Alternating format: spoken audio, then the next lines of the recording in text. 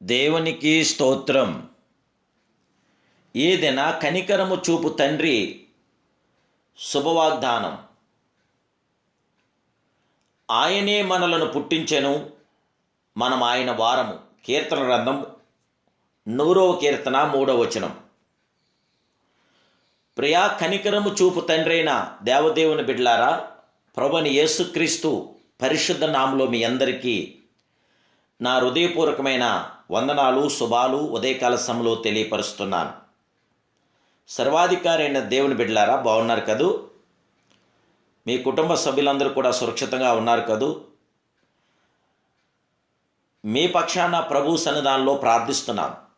మీరు ప్రభు పక్షంగా నిలిచి ఆయన్ని స్తుతించి మహింపరిచి గణపరచండి. ప్రత్యేకంగా మీ అవసరతలు ఉంటే తప్పక మీరు ఇంకనూ వాట్సాప్ ద్వారా మెసేజ్ చేయండి. మీరు పెడుతున్న వాట్సాప్ మెసేజ్ చూస్తున్నాం, ప్రభు సన్నిధానంలో ప్రార్థిస్తున్నాను. దేవుని యొక్క గొప్ప కార్యములు, మేలైన కార్యములు, ఘనమైన కార్యములు, సుందరమైన కార్యములు మీరు అందరూ కూడా పొందాలని, మీ జీవితంలో జయము, విజయము, ఆదరణ, సంరక్షణ కలగాలని ప్రభు పాదాల దగ్గర గోజాడుతున్నాం. దేవదేవుని బిడ్డలారా, మన ప్రియ ప్రభు అయిన దేవుడు కనికరము చూపు తండ్రి అయిన ఆయనే మనల్ని పుట్టించెను, మనము ఆయన వారము, ఆయన బిడ్డలము. ప్రియులారా, నిన్ను పుట్టించిన దేవుడు నీకు తండ్రి అయి ఉన్నాడు. నీ దేవుడైన యెహోవా తప్పక నీ జీవితంలో అద్భుతమైన కార్యములు, మేలైన ఘనమైన కార్యం చేయగల గొప్ప దేవుడే. దేవుడైన యెహోవా మనందరికీ తండ్రి. ఆయనే మనల్ని పుట్టించెను, కానీ మనల్ని మనమే పుట్టించుకోలేదు. ఆయనే యేసుక్రీస్తు అను నిత్యుడగు తండ్రి.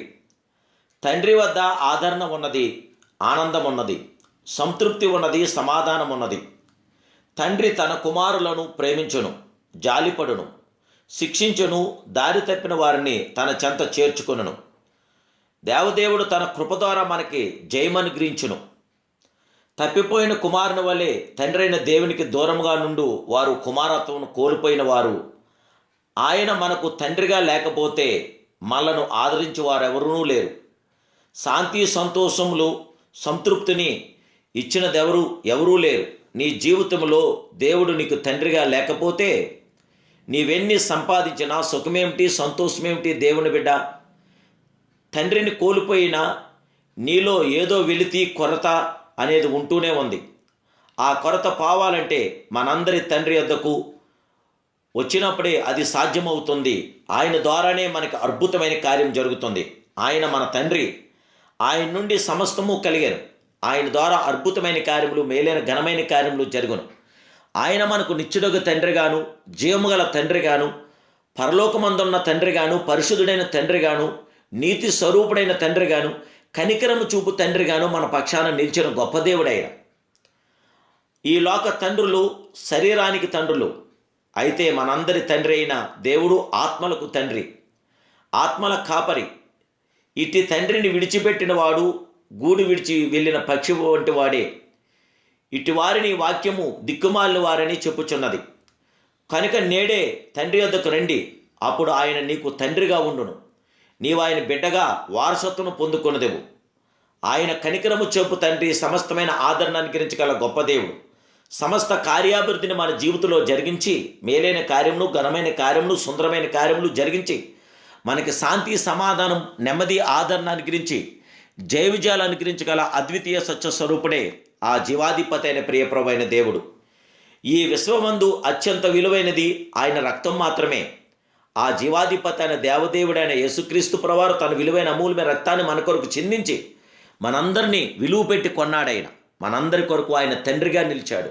మనందరం ఆయన పిల్లలుగా బ్రతుకుదాం, ఆయన బిడ్డలుగా జీవిద్దాం, అబ్బా తండ్రి అనే హక్కును సంపాదిద్దాం.